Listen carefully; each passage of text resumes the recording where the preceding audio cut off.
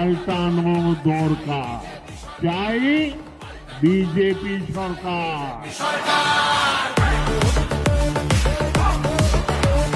26,000 চাকরি গেল, যোগ্য পায় না বিচার।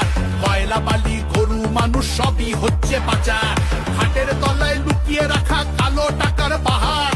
প্রতিবাদ করলে বলে বিরোধী ধরে মার। সব দুঃখ ঘোচাতে হবে, সইব না তো আর। তাই পাল্টানো দরকার, চাই বিজেপি সরকার।